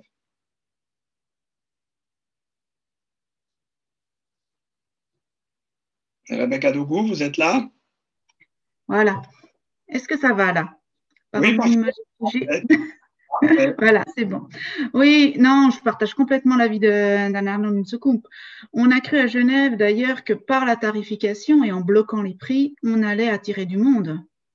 C'est bien la preuve qu'en fait, on n'a pas vu tout l'enjeu aussi infrastructurel. Alors, on l'a, je dirais, travaillé en même temps, puisqu'on a aussi le Léman Express qui est arrivé et qui vient offrir un souffle assez fort au réseau de transport public sur Genève.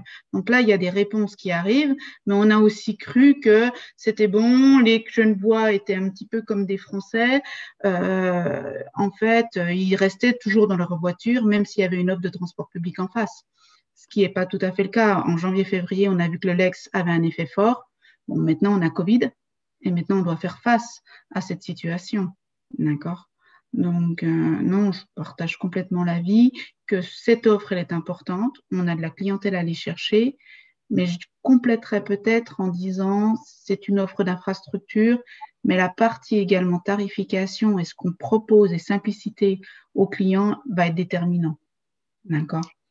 Parce que, comme le disait Vincent Kaufmann, on a le temps de déplacement qui est aussi pour une partie, je dirais, de la population extrêmement important.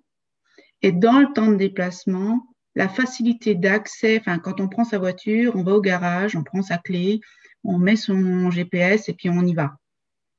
Si en transport public, on met trop de temps à aller chercher, mais finalement, je prends quel titre et finalement, quelle appli je dois choisir, là, on ne simplifie pas la vie de nos clients. Et là, je pense qu'il y a un gros enjeu sur ces thématiques-là, en complément d'une offre, je dirais, réelle de nombre de kilomètres et de fréquences. Christophe Gemelin a abordé tout à l'heure la question de la tarification. Il a présenté les recettes que les TL sont en train de développer. Est-ce que vous développez aussi les mêmes recettes pour rendre les transports publics plus attractifs en adaptant mieux aux besoins réels, notamment qui ont changé avec la crise sanitaire et le télétravail? Alors, on a les mêmes réflexions. Je dirais qu'entre toutes les communautés tarifaires, ça travaille également et au niveau national pour dire comment simplifier, quelles solutions trouver. On sait aussi qu'à Genève, on a un cadre, on a un cadre légal, on a certaines contraintes qui font que l'agilité qu'on peut avoir est peut-être un peu moindre.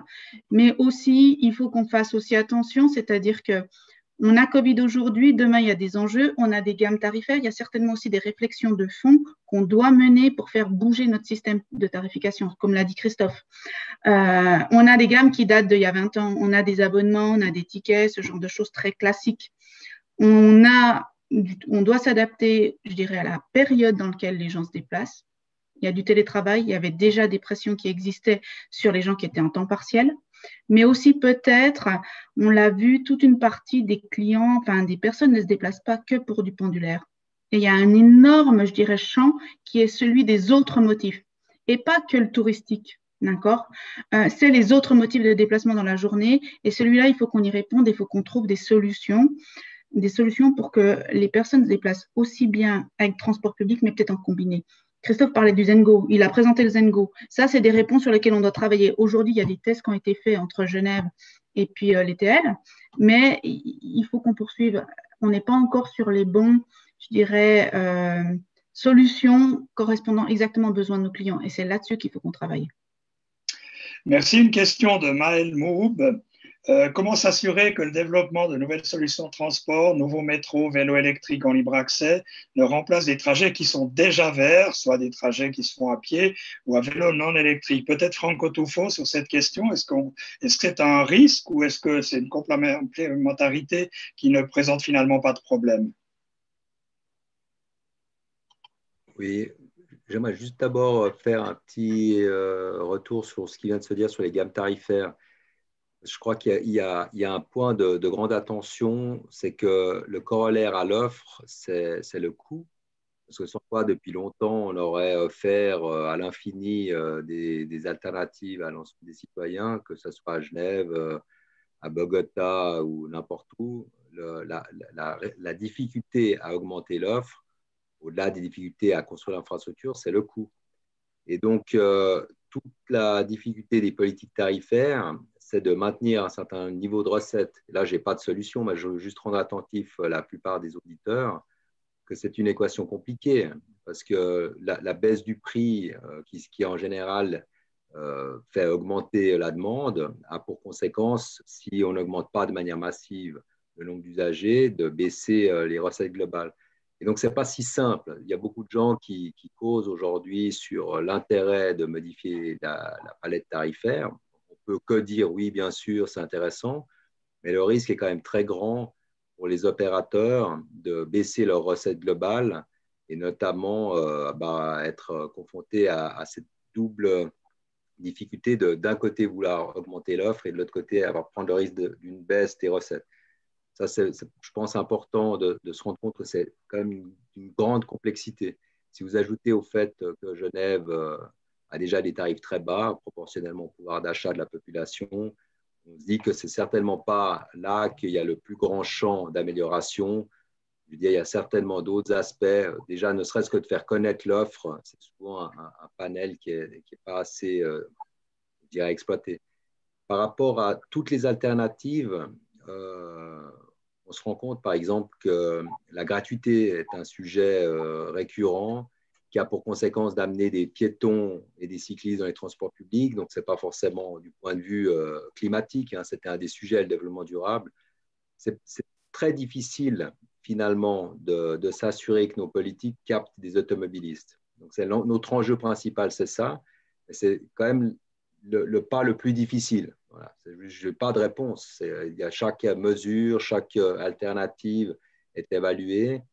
On s'aperçoit que régulièrement, on capte des clients qui n'étaient pas ceux qui étaient auparavant dans des voitures. Pas toujours, en tout cas. Et le Léman Express est une exception parce que c'est tellement extraordinaire que bien sûr que les gens qui étaient en voiture ont tout de suite vu qu'ils avaient un grand intérêt par rapport à tous les critères que Vincent a montré, hein, le confort, la vitesse, enfin, etc., ont rapidement été attirés par cette offre. Je vais peut-être, on reviendra sur le Léman Express avec la question suivante, mais j'aimerais peut-être entendre Christophe Gemelin sur les réflexions qu'il y a eu au TL sur cette possible concurrence, encore que la ville de Lausanne, vu qu'elle est très pentue, soit très, très particulier. Est-ce qu'on s'est interrogé sur le fait que le nouveau métro et puis peut-être le développement de vélos électriques allait concurrencer d'autres modes de mobilité douce?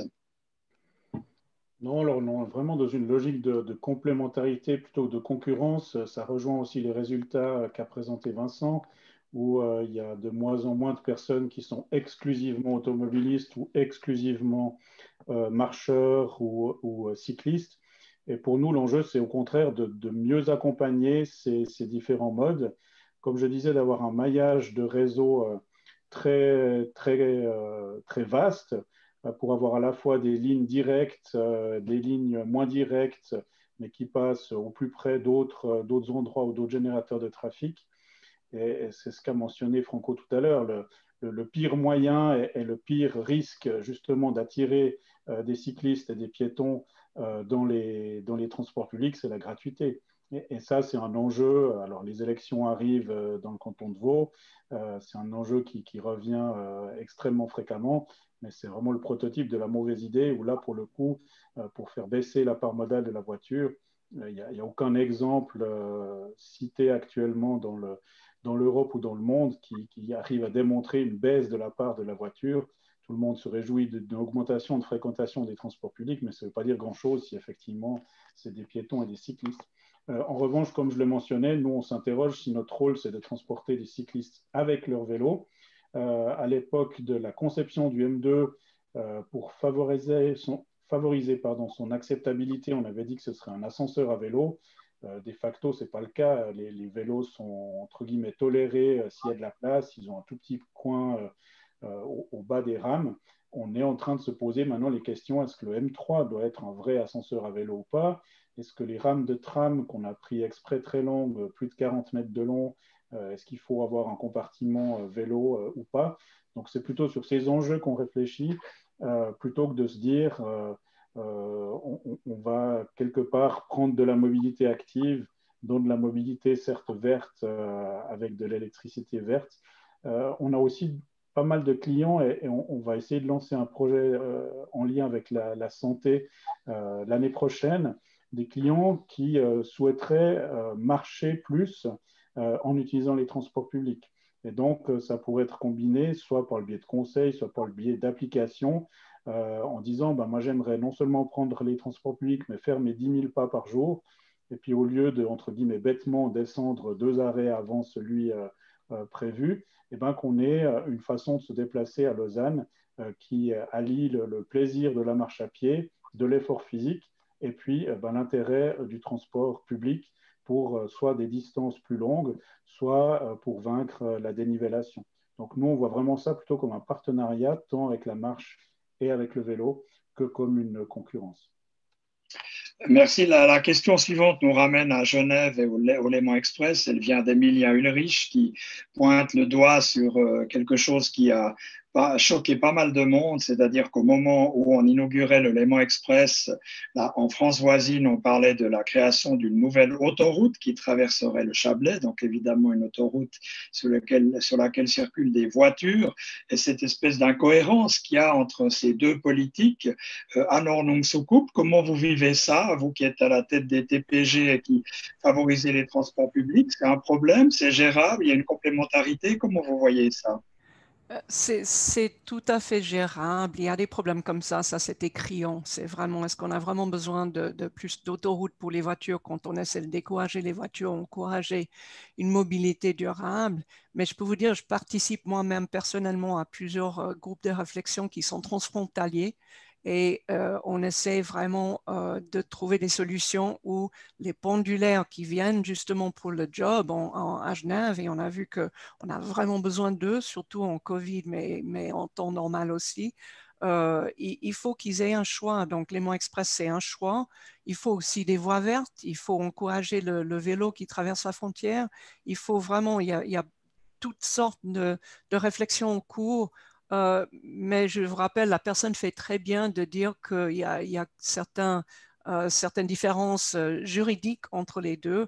Je vous donne juste une petite anecdote. Il y a quelques années, les TPG ont commencé un système d'acheter des billets par SMS.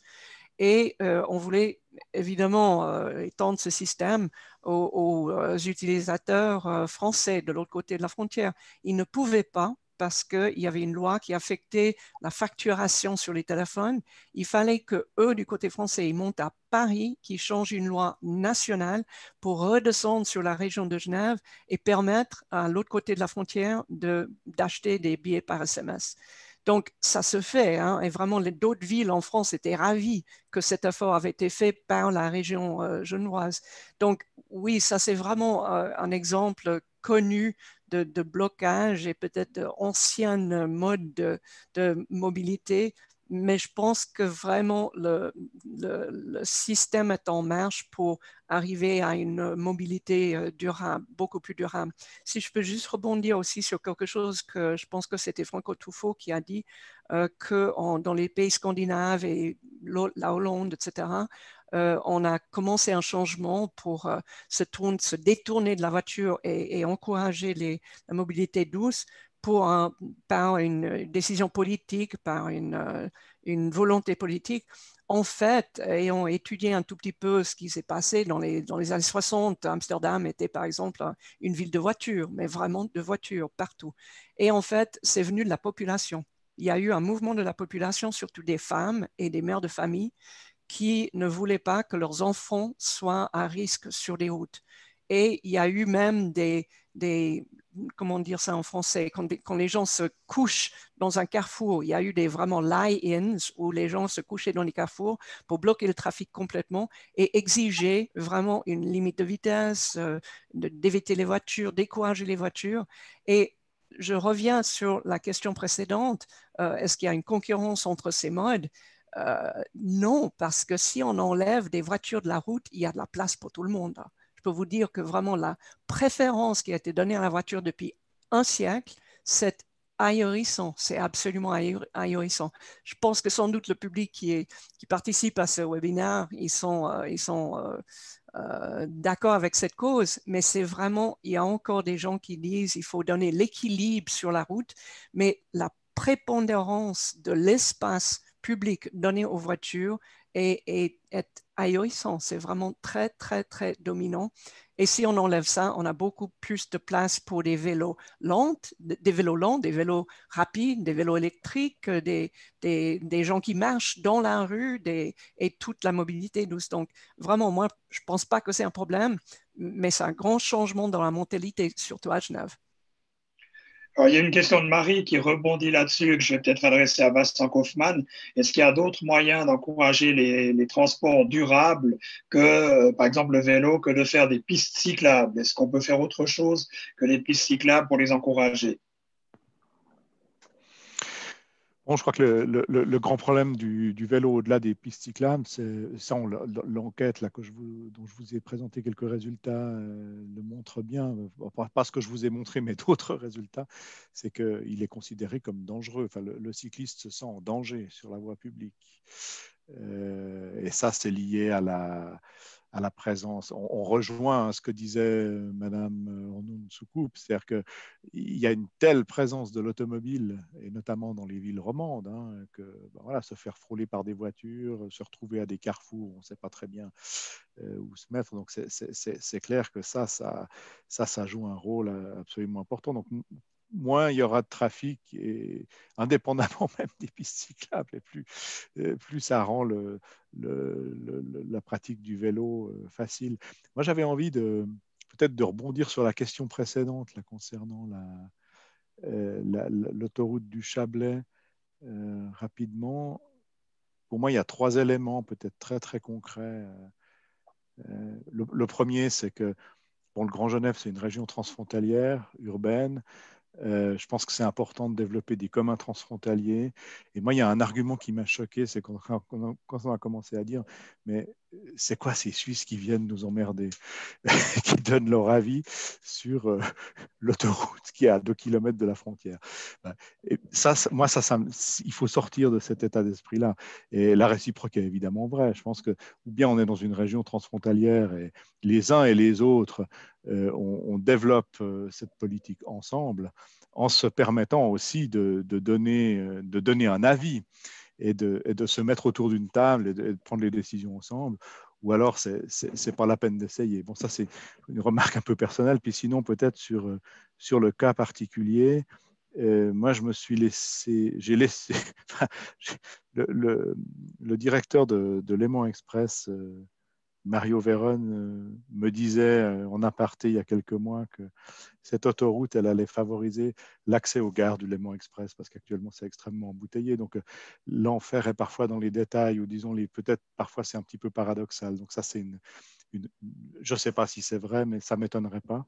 Et puis, sinon, par rapport à l'impact que ça peut avoir sur Genève, ça renvoie à la politique du stationnement. On y revient aussi. C'est-à-dire que si la politique du stationnement est vraiment restrictive à Genève, y compris non seulement dans le centre-ville, mais aussi dans les zones industrielles suburbaines, du côté de Plan-les-Ouates, du côté de Mérin, etc., vous avez beau avoir une autoroute, si on peut difficilement accéder à son lieu de travail pour cette raison-là, ça ne va pas générer des flux à destination de ces zones qui sont importantes. Merci. La question suivante, qui n'est pas signée et qui me paraît un petit peu complexe, je pense qu'elle combine deux choses, mais je vais peut-être en retenir la première partie. La question est de savoir si le fait de rendre les transports publics plus automatiques et plus flexibles ne va pas créer davantage d'heures de pointe au lieu de les diminuer. Et là, je ne sais pas qui a des réflexions à ce sujet, peut-être Franco Tuffo. Je ne sais pas si vous avez une réflexion, une réponse à apporter à cette question. Mais si j'aime bien revenir sur ce qui se dit, là, on est peut-être entre Suisses majoritairement, et donc forcément qu'on aime bien un peu égratigner nos copains et collègues ou voisins français. Mais des exemples où on a construit des autoroutes et des transports publics en même temps ou presque en même temps en Suisse, on peut en trouver. Il n'y a pas besoin de faire des immenses efforts. Donc, la planification, c'est dans le temps long dont parlait Christophe. Cette route du Chablais est un projet qui doit dater qui est parti il y a 10 ou 15 ans par les hommes politiques du secteur, de la population. Puis, par manque de chance, il tombe pratiquement à maturité à un mauvais moment politique, qui est au moment où le Léman Express est mis en service. Et donc, évidemment, que du point de vue communication, c'est pas terrible. Je trouve ça pas terrible. Hein. Je suis pas en train de cautionner. C'est pour expliquer qu'on regarde ça avec un peu avec une critique un peu forte, mais il y a des exemples exactement comparables chez nous. Après, par exemple, Amsterdam a beaucoup développé son réseau autoroutier pour qu'un certain nombre de déplacements soient concentrés sur les autoroutes. C'est ce qu'on a fait, par exemple, à Lausanne et à Genève. Hein. On a concentré les trafics urbains sur les autoroutes. On a utilisé ces autoroutes comme des grands périphériques de façon à calmer un peu le jeu à l'intérieur, plus ou moins, on va dire. Si le Chablais travaille de manière coordonnée, comme ils le font dans leur schéma de cohérence territoriale, ce qui correspond un peu à nos projets d'agglo, on peut espérer qu'avec le Léman Express, avec une coordination, ils aient quelque chose de peut-être même réussi. Alors, je ne sais pas s'il fallait absolument faire l'autoroute. En tout cas, ça évitera la traversée de tous les villages qui, aujourd'hui, sont submergés de trafic entre Thonon et Annemasse. Et qu'on fasse ou pas l'autoroute, les pendulaires vont venir travailler à Genève, ça c'est certain, et durablement à cause de l'attractivité de ce territoire. Maintenant, la question que vous me posiez, si vous me la reposez, ça m'arrange parce que je me souviens. Oui, la question, c'était de savoir si en rendant les transports publics plus automatiques et plus flexibles, on n'allait pas augmenter le nombre d'heures de pointe plutôt que les diminuer. C'est une question d'offre. Là, vous dites, est-ce que l'offre crée la demande? En partie, oui. Et bien sûr, s'il y a plus d'offres, il est probable que les gens soient intéressés et puis que la demande suive. Donc, a priori, en tout cas, en général, l'offre est souvent, si elle est évidemment, là, il y a un tout petit peu de population, et c'est le cas là, on va à des métros. En principe, on observe régulièrement que c'est d'ailleurs un des vrais problèmes de la mobilité. On parle beaucoup d'offres aujourd'hui. Je suis d'ailleurs étonné. C'est souvent là-dessus où on a des points de vue qui potentiellement sont considérés comme étant différents. Pendant longtemps, on a essayé d'évaluer la demande et puis on a fait l'offre qui correspond à ça. Puis quand on a mis à côté l'offre, on s'est rendu compte que non, c'était tout de suite rempli. Donc on a couru après de manière un peu permanente. Les autoroutes sont un grand classique. Hein. On construit une nouvelle offre parce qu'on se dit, tiens, il y a la demande. Et puis, une fois qu'on a mis l'offre, il y a de nouveau de la demande. Et puis, je ne vois pas de raison très objective que ce soit tellement différent avec le transport public. Donc, la question, typiquement, Vincent disait, oui, il y a des gens qui travaillent à Berne et qui pendulent. Mais ça, c'est une vraie question d'offre. C'est que le transport ferré sur train s'est tellement amélioré, le prix étant tellement bas avec la banque générale, qu'il est évident que c'est intéressant de faire Yverdon-Berne ou de faire Fribourg-Berne. S'il n'y avait pas cette offre, il est probable qu'il n'y ait pas cette demande. Enfin, moi, je suis à peu près certain. On est tous d'accord autour de la table. Voilà. Merci. La question suivante vient de Basile Maurier. Alors, elle a déjà été abordée par vous, Franco Tufo, mais j'aimerais entendre peut-être les autres intervenants. Certains l'ont déjà d'ailleurs aussi évoqué brièvement. C'est la gratuité des transports publics. Il y a des initiatives qui sont en cours. C'est loin d'être acquis. Moi, j'habite à Neuchâtel. Je peux vous dire qu'il y a pas mal de résistance aussi sur la gratuité des transports publics pour les motifs que Franco Tufo évoquait tout à l'heure. Je vais peut-être demander à Rebecca Dougou ce qu'elle en pense, puisque vous êtes à la tête d'une communauté tarifaire. Je crois que je vais rebondir sur ce que disait tout à l'heure Franco Tufo. C'est vrai que derrière, c'est quand même finalement un enjeu de financement. On a aujourd'hui dans notre système, alors Franco disait, attention, on n'a pas beaucoup de marge de manœuvre à Genève en termes de tarifs. Je dirais que c'est en termes de prix. Hein, on ne va pas encore diminuer les prix. Ça va être difficile, mais ça ne veut pas dire qu'on ne peut pas avoir un tarif en lui-même qui est plus adapté en fonction des cibles et qui globalement ne pénalise pas le client et amène plus de monde sur les transports publics. D'accord? Donc là, le problème de la gratuité, il est vraiment de savoir qu'est-ce qu'on souhaite comme offre en face et est-ce que c'est le contribuable qui va payer et financer l'entier des développements des offres. Comme on l'a vu, on a encore des marges de manœuvre par rapport à des Bernois. Donc, quid du financement de ce système-là? Je dirais aujourd'hui encore plus fortement que hier, quand on sait ce qui s'est passé avec Covid, les financements publics, dans quelles conditions vont-ils être demain? Et je dirais que dans la branche des transports publics, c'est le gros enjeu. Et la gratuité actuellement nous pose des questions, sachant qu'on a un enjeu aussi qui est le pendulaire. Et tout à l'heure, je dirais le questionnement précédent de dire attention, si on a une offre de transport public plus agile et plus automatique, est-ce qu'on ne va pas développer encore plus de pendulaire? Moi, je dirais, la chance peut-être que l'on a avec Covid, c'est des modifications de comportement. On l'a vu, télétravail, peut-être moins se déplacer en heures de pointe et peut-être finalement écrêter nos heures de pointe pour avoir moins d'offres très coûteuses, mais plus tout le long de la journée. D'accord? Néanmoins, ça ne veut pas dire qu'on va réduire le coût actuel de l'offre de transport public. Donc, si on a la gratuité, et comment on fait? Cette question de la gratuité, effectivement, doit jamais être découplée de celle de savoir qui c'est qui va payer si ce n'est pas l'usager. Et en l'occurrence, eh bien, par les collectivités publiques, ce sont les contribuables. Donc ça, c'est un débat qui a lieu partout. Et dans les cantons et les initiatives qui ont été lancées, c'est l'argument qui est généralement invoqué pour contrer ça. Une question de... Attendez, il faut que je la retrouve. Qui a disparu. Voilà, non. Marie, de nouveau, qui a déjà posé une question tout à l'heure, dit « Nous avons évoqué ce soir de nombreuses manières d'améliorer la mobilité durable, mais les changements de politique urbaine sont très lents face à l'urgence climatique. Est-il possible d'accélérer ces changements ?» J'aimerais peut-être entendre sur cette question Christophe Gemelin et Anne Ornung-Soukup, puisque les cantons dans lesquels vous travaillez, les villes aussi, considèrent qu'il y a urgence climatique. Est-ce que vous avez les moyens d'accélérer, d'influencer ces politiques urbaines en disant, ben voilà, nous, on a envie d'en faire plus? Anne Ornung-Soukup.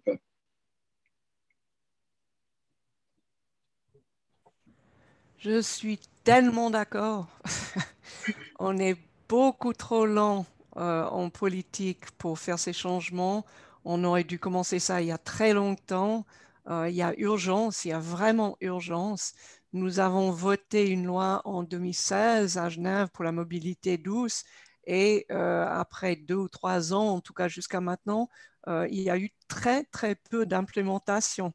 Et il y a une question vraiment, c'est vrai que c'est très, très politique et je ne peux que encourager les gens qui écoutent cette présentation et ce webinaire de demander à vos politiciens d'accélérer la chose.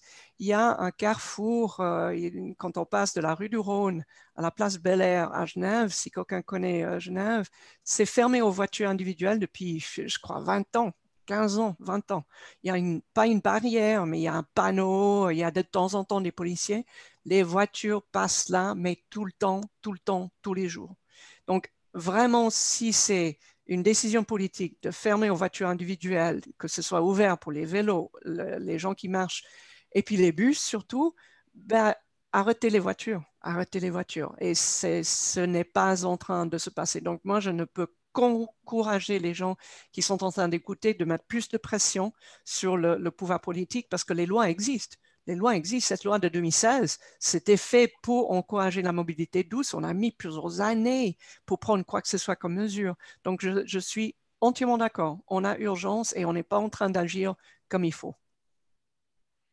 Christophe Gemelin, c'est un élément de vos réflexions au TL? Oui, alors, je suis un peu partagé. D'un côté, et puis je l'ai montré tout à l'heure, on est vraiment engagé dans des projets qui prennent énormément de temps. L'année prochaine, le premier coup de pioche sur la place de la Gare à Lausanne va être donné, marquant le début d'une dizaine d'années de travaux. Donc, on a à la fois des projets qui sont extrêmement longs, et puis on a de nouveau cet effet, entre guillemets, bénéfique de la crise actuelle, qui est de raccourcir les processus de décision. À Lausanne, pour prendre un exemple emblématique, dans le cadre du projet du tram, on a réussi, entre guillemets, à convaincre de fermer environ 1,5 km de rue entièrement en voiture, donc le Grand Pont, la place Chaudron, et puis ce qui concerne la vallée du Flon. Et on nous a dit, en tout cas, la rue centrale, il ne faudra pas essayer avant une dizaine d'années que les esprits soient prêts, parce que là, vous allez vraiment trop charger la barque. Et puis, total, le Covid arrive. Pour respecter les mesures du marché de la Riponne le samedi matin, la commune a pris la décision de rendre piétonne la rue centrale tous les samedis. Nous, on avait des bus qui passaient, on a trouvé des moyens de les dévier pour quand même desservir la zone. Et même maintenant, presque tous les partis politiques lausannois sont convaincus et se battent presque entre eux pour savoir quelle est la paternité de l'idée de la rendre piétonne de manière permanente. Et vraisemblablement, ça va se faire en plusieurs étapes, peut-être déjà dès l'année prochaine, acter le fait que tous les samedis, on n'est plus en mesure provisoire mais permanente. Et puis, je pense que d'ici 1 an ou 2, ce ne sera même plus un sujet. Donc, il y a eu beaucoup d'efforts aussi qui ont été faits sur le vélo, parfois avec des tâtonnements, parfois au détriment de la vitesse des transports publics. Mais ça montre que ça bouge. Et nous, en tout cas, on a des acteurs et des collectivités qui nous accompagnent beaucoup dans la découverte de solutions rapides qui peuvent passer par des variantes de carrefour à feu où finalement ça fait aussi 15 ans qu'on demande des meilleures phases et puis quelqu'un empoigne le sujet puis on gagne 20 secondes à un carrefour. Donc oui, d'un côté c'est très long. De l'autre, il y a la crise Covid, il y a l'urgence climatique, il y a les élections. Donc en tout cas sur Lausanne, je pense qu'on va avoir un coup d'accélérateur et qui a déjà commencé avec des éléments qu'on pouvait entre guillemets même pas imaginer ou même pas oser se permettre. Il y a également le 30 km/h de nuit, voire de jour, qui va potentiellement pacifier la circulation, donc peut-être aussi permettre une meilleure circulation des bus, et là aussi décourager le trafic de transit. On l'a relevé tout à l'heure, moi je suis aussi partisan d'une approche mesurée sur les rôles des autoroutes qui seraient contradictoires avec celui des transports publics. Sur Lausanne, le but est clairement de transformer encore plus l'autoroute en périphérique géant et de rendre très difficile la traversée de la ville pour aller de l'est à l'ouest, alors qu'actuellement, on ne voit pas pourquoi on ferait le détour par l'autoroute tellement ça passe facilement au centre-ville.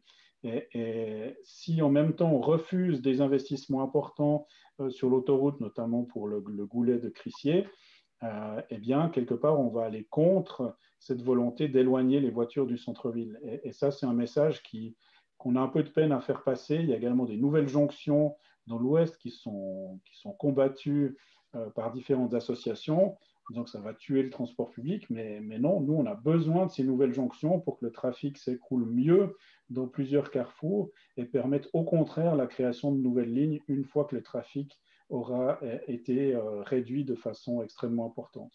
Donc, je pense qu'il faut sortir de cette approche manichéenne de dire on ne peut pas en même temps investir dans la route et les transports publics si ça fait partie d'une politique globale d'agglomération avec des poches et en préservant le centre-ville. On a besoin d'investissements pour l'autoroute de telle sorte que le trafic et la vie au centre-ville soient apaisés. Très bien, merci. Je vois que le temps passe et puis il y a une question qui va permettre, je crois, de nouer la gerbe et de boucler la boucle. C'est celle de Frédéric Sidler à laquelle Franco Tufo et Anne Ornung ont déjà répondu dans le chat. La question de Frédéric Sidler est que feriez-vous si vous aviez une baguette magique, hein? C'est ça, il faut que je la retrouve exactement. Si vous aviez une baguette magique, que feriez-vous immédiatement? Alors, Franco Tufo répond à ceci qu'il investirait 1 milliard pour développer le vélo à Genève. Anne Ornung Soukup ferait des sites propres pour tous les bus. Et puis, je vais m'adresser encore aux autres. Vincent Kaufmann, que feriez-vous si vous aviez une baguette magique pour agir immédiatement? Moi, je pense qu'on peut très fortement limiter l'accès à l'automobile en ville. Et peut-être non seulement à la ville, mais aussi aux communes. On raisonne beaucoup trop, je trouve, en Suisse romande sur centre-ville. C'est évident, par exemple, à Genève, on le voit aussi à Lausanne. Par exemple, à Lausanne, les communes du sud-ouest lausannois, elles méritent aussi une amélioration de la qualité de vie avec moins de trafic automobile. Merci Christophe Gemelin. Une baguette magique, vous feriez quoi? Comme ça, du jour au lendemain? Un petit peu de retour vers le futur. Si on arrive à construire un métro en 2 semaines plutôt qu'en 25 ans, ça permettrait que quand les habitants vont arriver sur les plaines du Loup d'ici 2 ans, ils aient déjà un moyen de transport adapté et qu'ils choisissent d'aller habiter à cet endroit-là grâce ou à cause de la qualité des transports publics. Et c'est vrai que le tram aussi est vraiment un exemple emblématique à Lausanne où en 1896, il y a 12 kilomètres qui ont été construits en 6 mois avec le directeur de l'époque qui avait pris un peu des libertés avant d'attendre toutes les autorisations. On a construit 12 kilomètres en 6 mois. Et puis là, on va péniblement construire 4 kilomètres en 15 ans. C'est un peu décourageant. Donc, si j'avais une baguette magique, je souhaiterais accélérer les processus sous l'angle des transports publics et puis sous l'angle d'une meilleure coordination, l'arrivée des habitants et l'arrivée des transports publics. Et Rebecca Lougou, que feriez-vous immédiatement? Alors immédiatement, la baguette magique, si je me positionne dans le domaine de la tarification, je dirais c'est que demain, on sort de sa maison et on a une petite clé qui nous permet tout simplement d'utiliser n'importe quel transport public, n'importe quel vélo et qu'on a un système hyper simple pour accéder à une nouvelle mobilité et que la clé de la voiture, ça ne fonctionne pas bien. D'accord? C'est quand même un des grands défis qu'on a aujourd'hui, c'est qu'on soit aussi pratique pour accéder au transport public, au vélo et à la marche. Alors, la marche à pied, c'est très pratique, hein, on est d'accord. Le vélo, pour le stationner et ne peut pas se faire voler, il y a encore des problèmes. Et pour accéder sur nos pistes cyclables.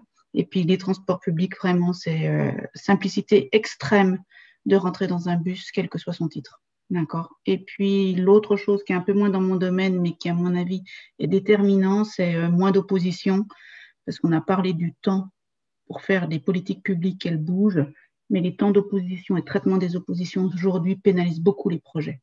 Et je pense que l'acceptabilité sociale, elle est importante. Très bien, merci. Je crois que le temps s'est écoulé. On a déjà dépassé le temps qui nous était imparti. J'aimerais remercier tous les participantes et les participants à ce débat, les intervenants et les intervenantes qui ont répondu aux questions, celles et ceux qui en ont posé. Et puis, je vais repasser la parole à Léandre Tarpin-Pitre pour la conclusion de cette table ronde. On aurait pu aborder encore plein d'autres questions. Ça sera peut-être l'occasion d'en organiser une deuxième sur le même thème. Léandre, je vous redonne la parole. Oui, merci beaucoup à tous les intervenants. Effectivement, c'était très intéressant. Merci à tous les gens qui ont pris le temps ce soir de participer au dialogue. Et ça va également être, on l'a enregistré, donc on va le mettre sur nos réseaux sociaux pour tous ceux qui ce soir, malheureusement, ne pouvaient pas participer. Donc, c'était très intéressant. Effectivement, j'espère qu'on pourra continuer avec des initiatives similaires au courant des prochains semestres. Merci à tous. Merci beaucoup. Bonne soirée, merci. Merci. Au revoir. Merci, au revoir tout le monde. Beaucoup, au revoir, messieurs, dames. Au revoir tout le monde. Merci. Salut.